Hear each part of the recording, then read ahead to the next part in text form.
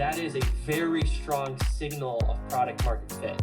That stablecoins, they're not some weird Web3 niche sitting in the corner.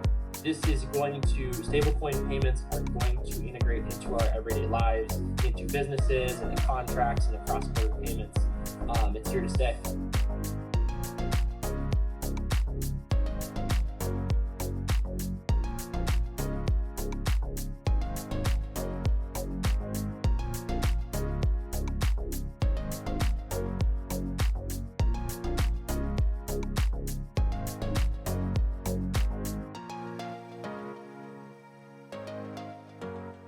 Well, welcome to what is sure to be a very exciting conversation between myself, Sean, and Carter Wetzel here.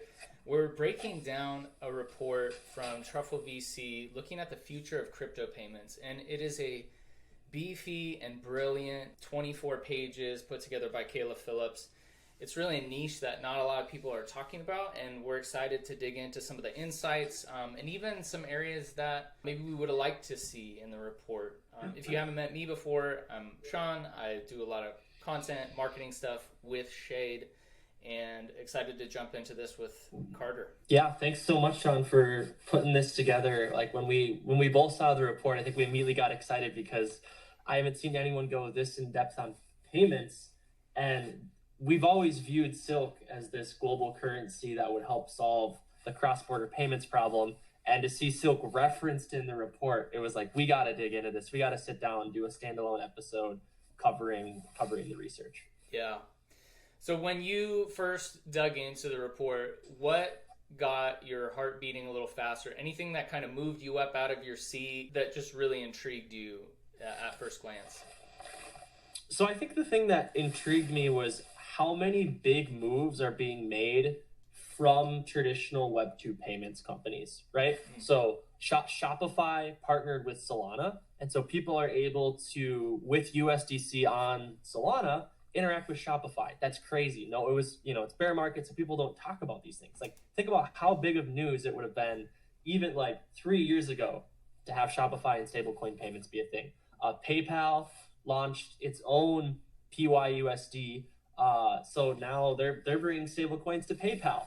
And that already has, I think it's around 140 million in circulation, the PayPal stablecoin. So that's rapid growth. That's been only a month.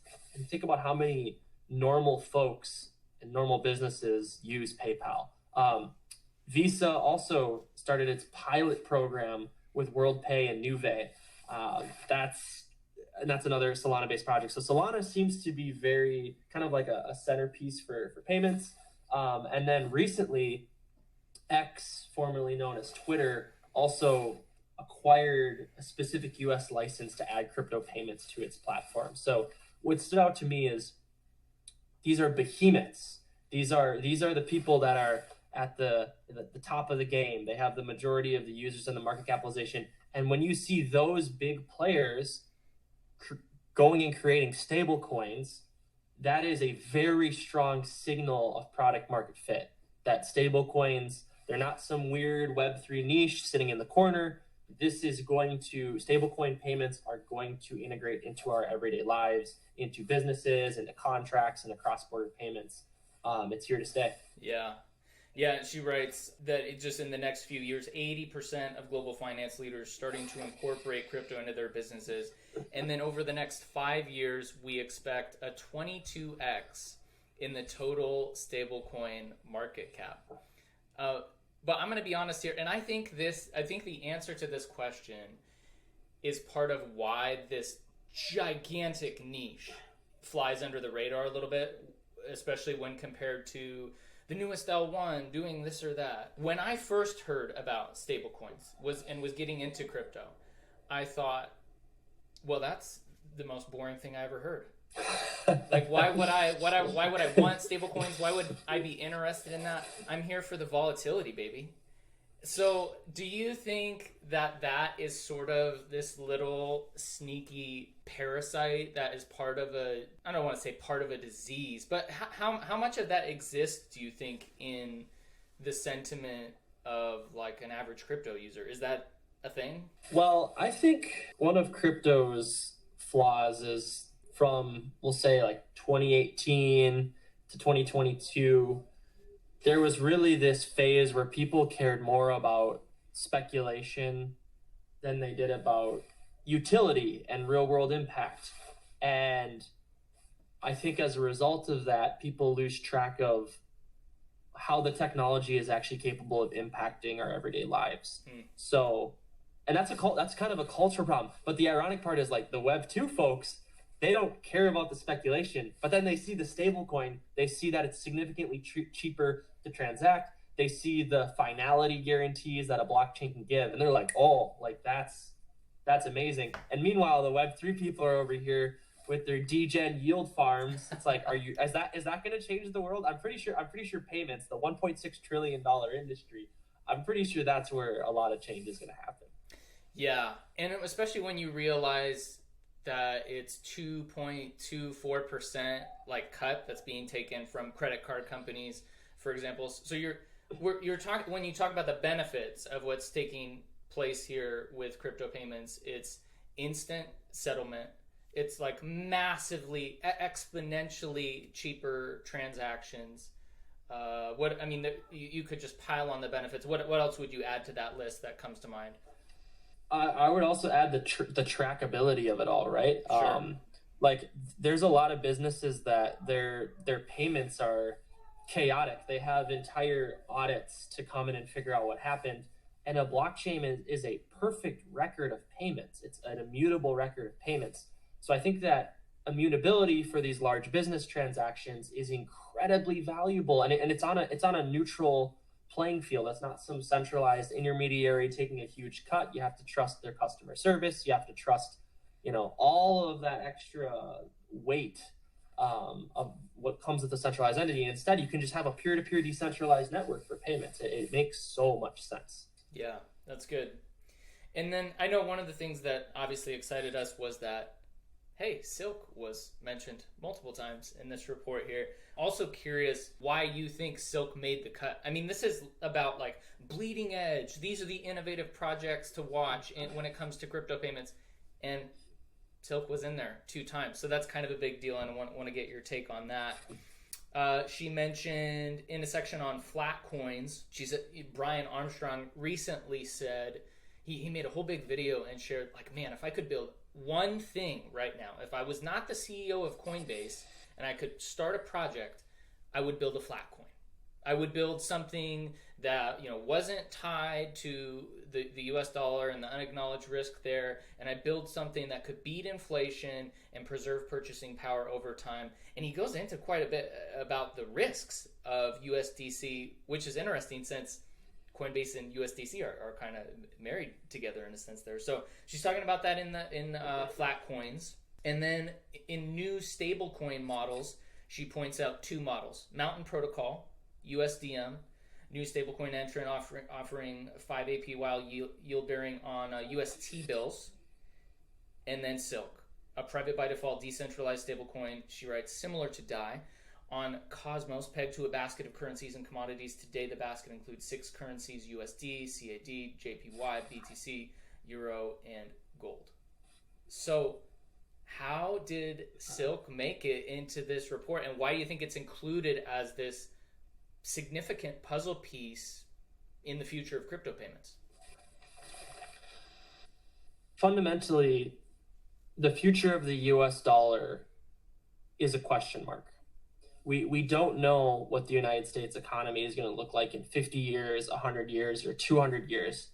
And I think one of the beauties of cryptocurrency is we can create new currencies and new transparent monetary systems that kind of just keep ticking away one block at a time, unaffected by all of the craziness of governments, right? And I think the reason Silk was included is because no one's really built a stablecoin that is like a diversified reflection of world value, right? Like, and it's capable of evolving and changing. And so I think Brian Armstrong focusing on those flat coins, I think it's a very there's some nuance. We should dive into it maybe after I pause here.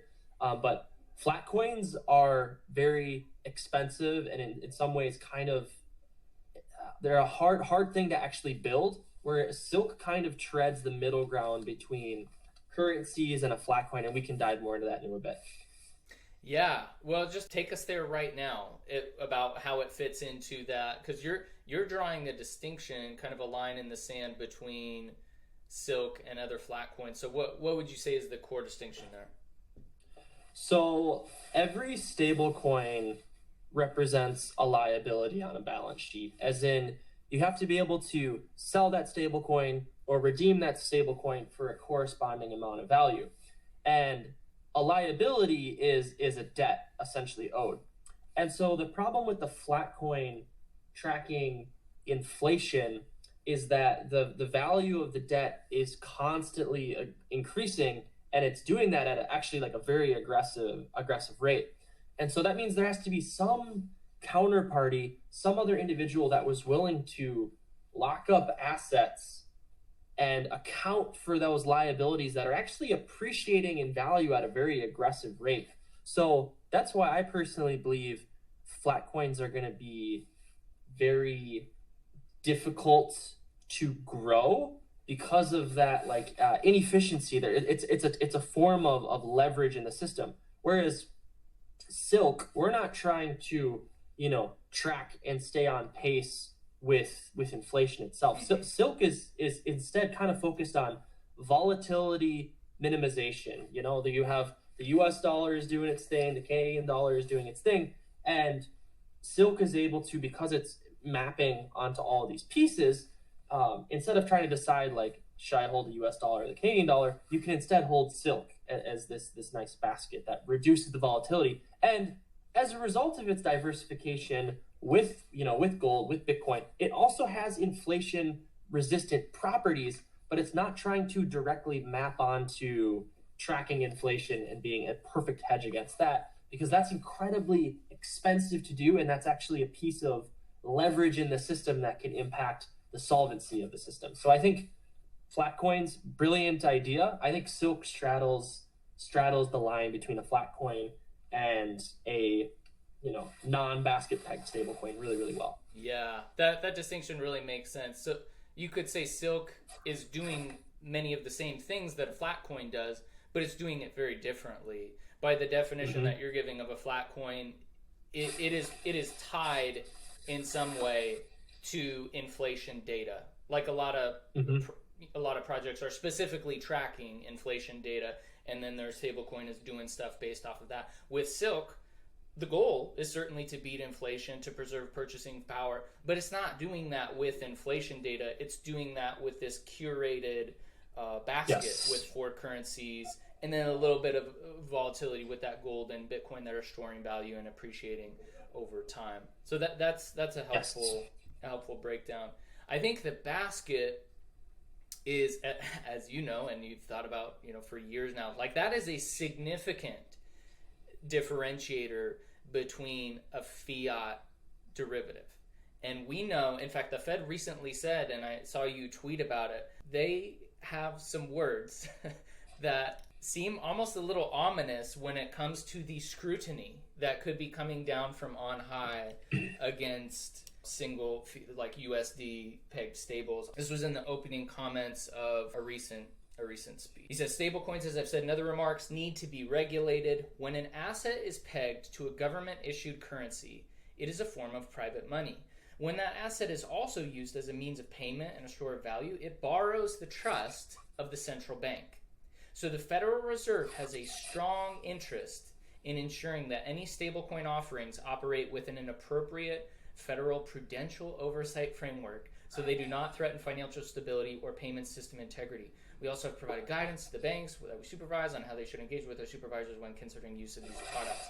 So that's all pretty political, but we can still kind of see what it's really saying. What do you hear in that, or what strikes you with those comments? We're coming for dollar stablecoins. You better be centralized enough that we can impart our rules on you and ensure that in the event of a crisis, we have the ability to step in, provide liquidity, and ensure there isn't contagion effects from any given dollar stablecoin depegging. That's what I hear. I hear a fear that there's so much demand for dollar stable coins that they need to move on it, have a framework, and have control over anything that has the dollar brand attached to it. That's what I hear. What do you hear? Yeah, and I've spent more time than I should have listening to some of these debates, like in not legislative hearings, but what do you call it? Politicians getting together and having those conversations. And you hear lots of different groups of people, right? There's people who have no idea what crypto is, but they are hell bent on destroying it.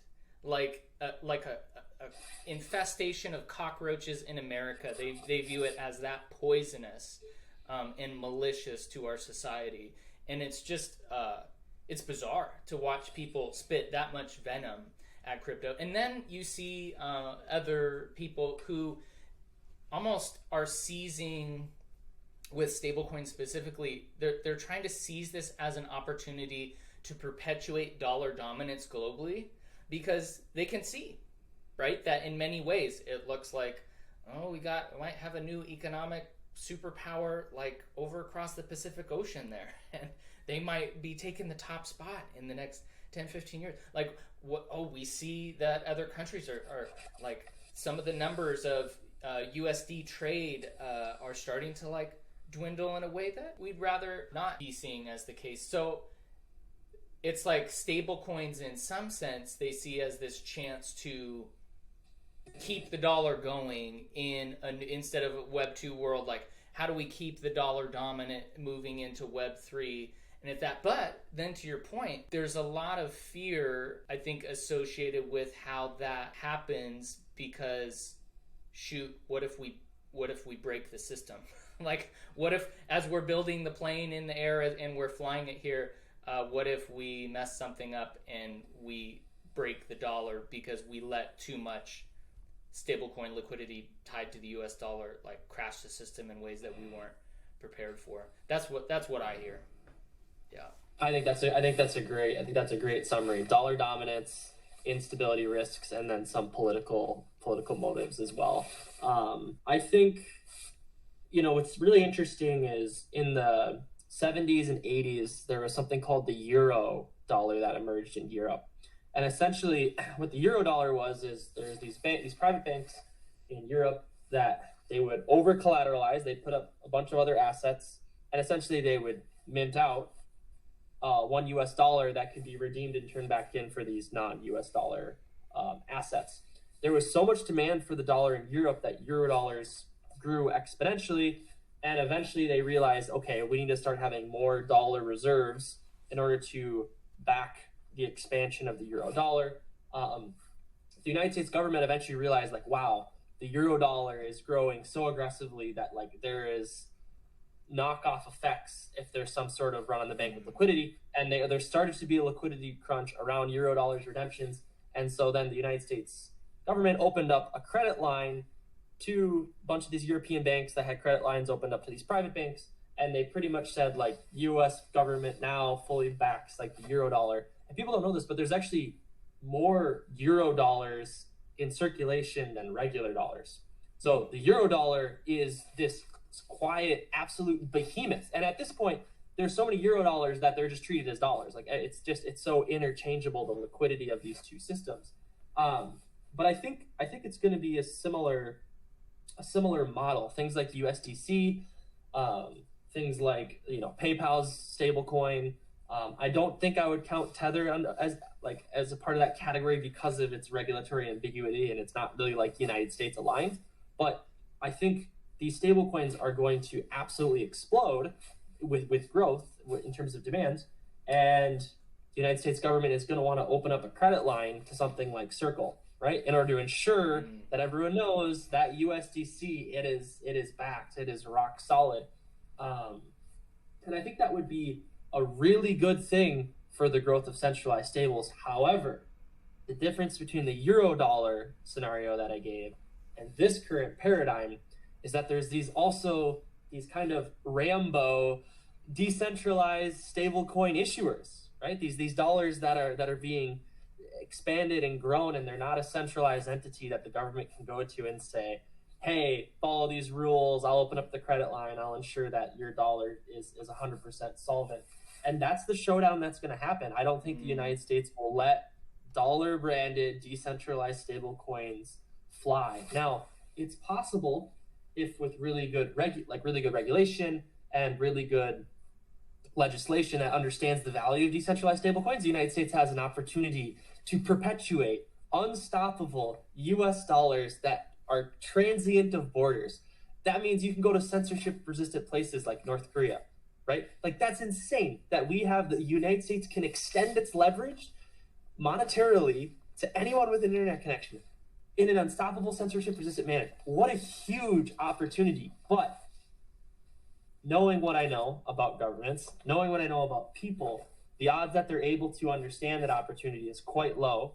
And the odds that, if anything, the technology will be used over the long haul to potentially persecute people, I think is very high. I think there is censorship risks in a very, and I know you talked about this, you're specifically passionate about this, but like the transparent CBDCs that are censorable, that are going to be forced on people. It's like we have, as I know not everyone watching the show is an American, but like there are constitutional rights that protect your right to property. And that's why we need decentralized stablecoins. Decentralized stablecoins are actually a very, very American concept.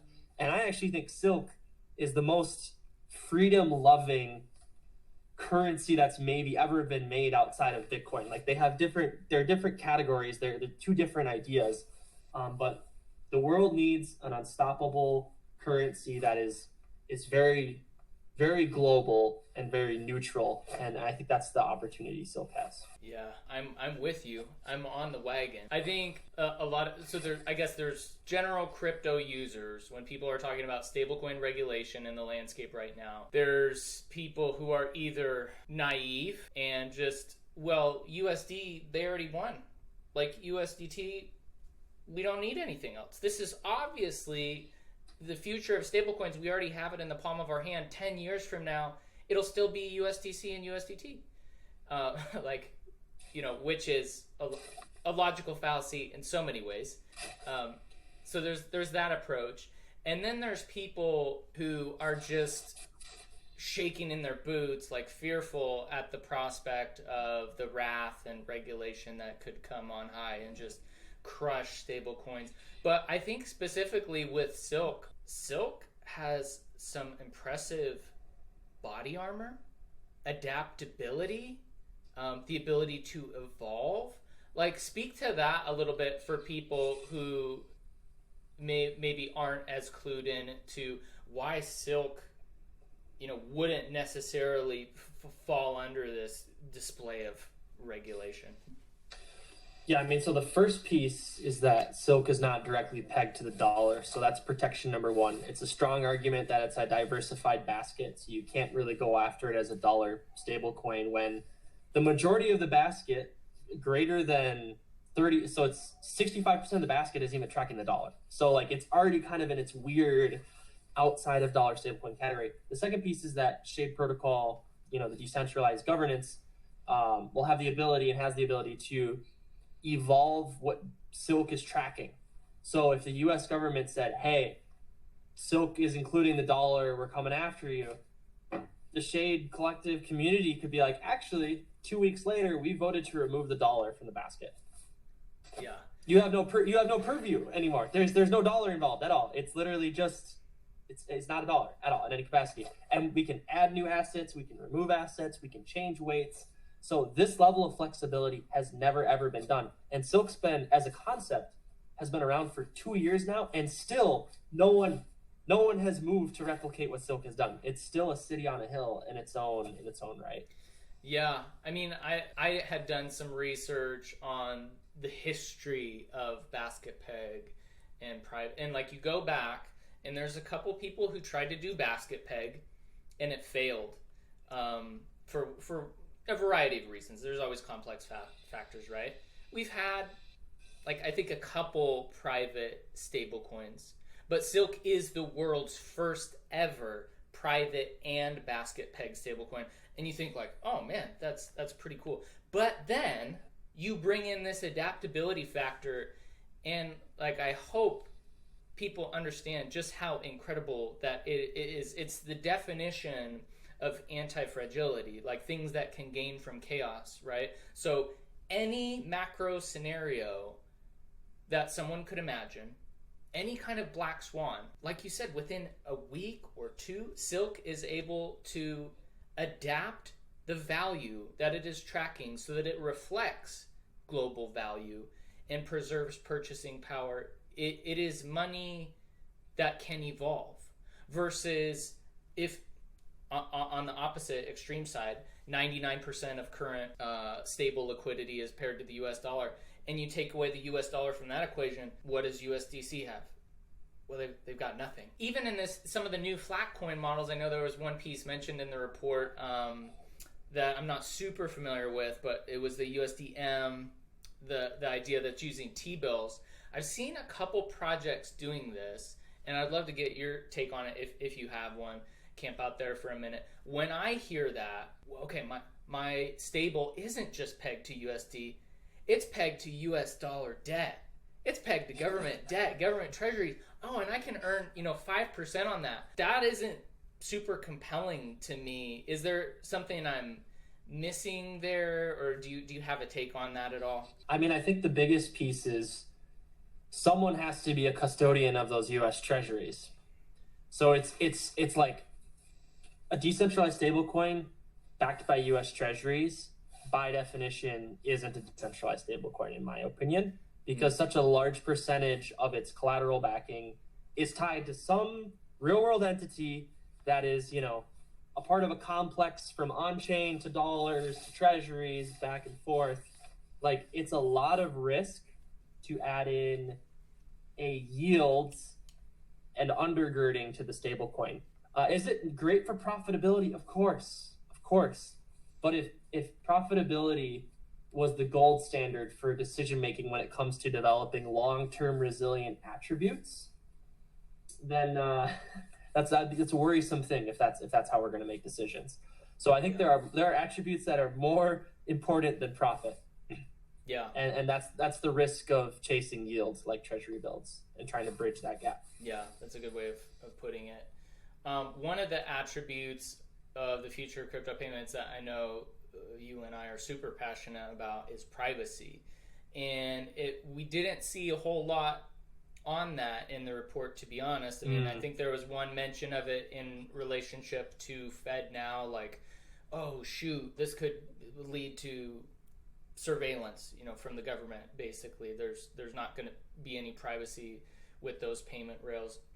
Of course, the reality that is so easily forgotten is that if you're on chain doing USDC stuff on Ethereum, you already don't have any privacy. I mean, I can look at your NFT profile pic, I can go on OpenSea and see who owns that, and I can look at every token that you've ever held, like the entire financial history, all your balances, all that. And it's like we're so happy with the emerging birth of this new financial system that we kind of forgot that we're still naked and everything is trend. So people are freaking out on the one hand about CBDCs, like centralized surveillance, and we already have all our financial data transparent on chain that is silently already being harvested, mined by analytics companies. And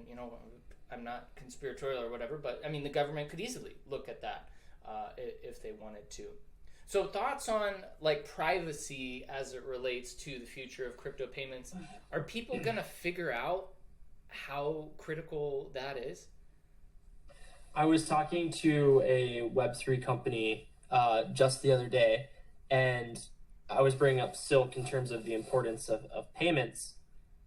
And they pay their employees on chain. And they said, this is a real problem for us. Everyone knows what the payment address is. They can figure out, ooh, that address is getting paid more than I am. I wonder who that is, right? Like things like salaries. It's such a basic thing, but if we want to transition our economy on chain, you need privacy. E-commerce. There will be, if we want to get, trillions in transactions on chain, and my competitor can know who my customers are, when they're buying my products, and for how much. And all of the consumer spending habits are just in a panopticon of complete transparency. Really, really, really bad. And I've been thinking about this, like, why did Web3 develop in a way where we we feel like we're private, and it's because of the permissionless nature. Because there's like minimal paperwork, I think people feel like, oh, I'm like pseudonymous. But it's like, okay, anyone can walk into the arena, but the instant you're in the arena, everyone can see you. So the gate to get into the arena has like no friction, but then once you step in, there's no hiding. And I think people have confused permissionless participation with a sense of privacy, and it couldn't be further from the truth. Yeah. Like I'm sitting at my computer. I haven't met my Web3 friends in real life. I have a cartoon picture, so that means I'm private. And right. It's like that. It's a false understanding of pseudonymity versus true anonymity. And when we talk about privacy, we're not talking about hiding or escaping from government regulation at all. I mean, Silk has the full ability to be compliant through viewing keys, which is also something that is critical for business or like big enterprise or infrastructure that's trying to move on chain, right? You need visibility to go in and audit those transactions or whatever, so that you can be compliant with in a jurisdictional body. Sometimes Silk has been so far ahead with all these pieces that we've talked about that I feel personally like I'm just looking over my shoulder and everybody's kind of in la land. Like, oh, everything's great. Again, USDC is all we need. It's the almighty. And I just gotta believe that more and more people will be clued in to what we actually need for the future economic structure. It's like to make Web3, to make crypto payments on blockchain actually work for us, because transparency doesn't fit the bill. Centralization has so many risks. We talked about even Brian Armstrong acknowledging those, tying to a single currency, USD included, like all the risk of that. I gotta believe that the world's gonna catch up with Silk. I couldn't agree more. Like when we sat down like 3 years ago, 3 years ago, like we really started from a first principles perspective of like, if you could make the most ideal money, what attributes would it have? And you've listed off pretty much all of them. And like, to your point, people have told us, oh, like basket peg, it's too far ahead of the curve. People aren't going to understand it. Privacy, do we really need that? Auditability, it's like, I'm a total privacy maxi. Why would I want auditability? And I feel like we have every piece of the puzzle, and the job, it's up to us to collectively, as a decentralized community, spread the values of Silk, because Silk's values mirror the most pure blockchain attributes I think Satoshi and most of us are here for. Yeah. And to bring it full circle back to one of the things that Kayla said at the very beginning of this report, is that we should be looking at crypto payments and stablecoins as the killer use case for blockchain. In reality, sure, maybe we'll be able to go in the metaverse and play an MMOR RPG with our NFT, like whatever, great. But when I go to buy groceries, that's going to be with stablecoins. Like the daily transactability is going to be with digital assets like whatever we create now. And to some degree, I always feel like we can't go into the White House or go into buildings and tell people what we think necessarily, but we do kind of get to vote with the technology that we choose to use. We can be content with centralized, risky, like unacknowledged risk associated with a stable pegged to USD, or we can put that part of our portfolio in something like Silk. Yeah. So. Well, and on the two things I'll say, because like we always talk about transformational, like Silk being transformational, and we talk about like being able to use it in everyday life, super cool. But like, let's actually dig into that.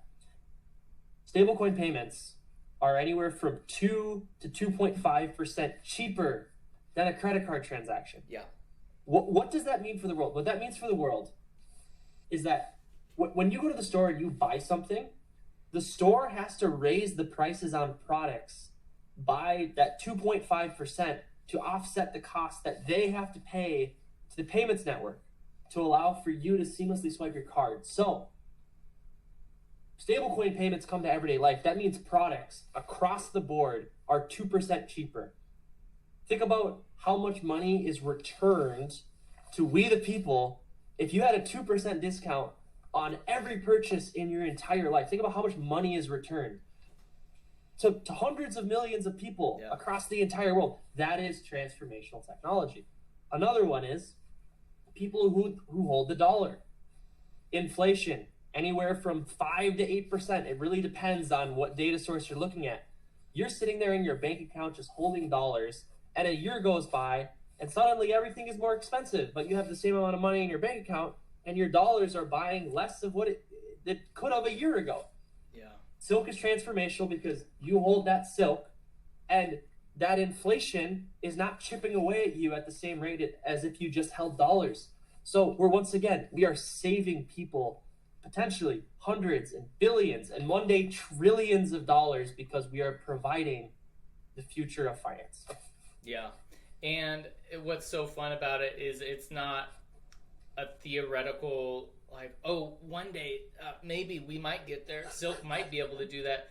It's like, no. There's pieces on the chessboard being moved right now that are already in some very strategic places for Silk to be able to deliver exactly what we're talking about. I know, lots of that stuff is public and out in the open, but any of those chess pieces in particular that you would want to highlight right now?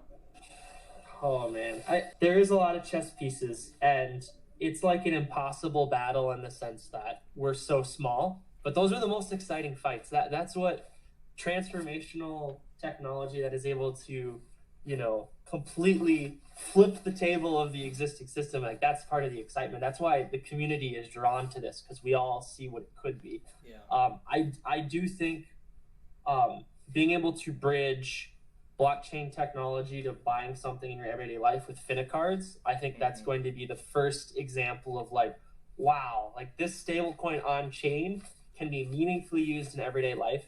And so I think the cards are going to be a huge step forward.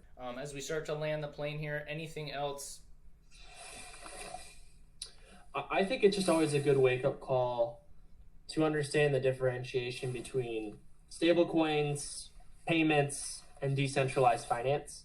I think a lot of stablecoins and a lot of the Web3 energy is focused on stablecoins and DeFi and not necessarily on stablecoins and payments.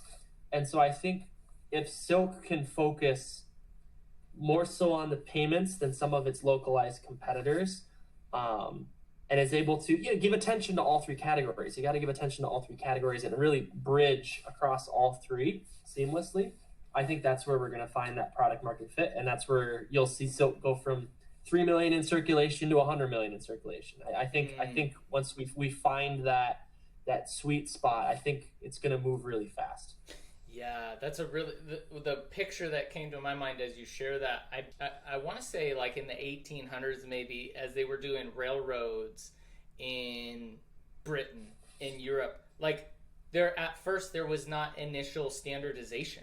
Like, so the gauges and widths of these tracks would be different, and that creates a lot of problems, right?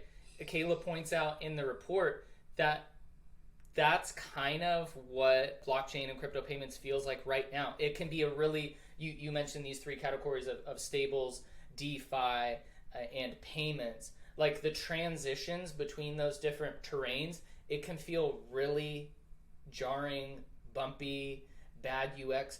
But again, what Shade's doing with Silk is, there is standardization, UX, like seamless experience between all of those pieces.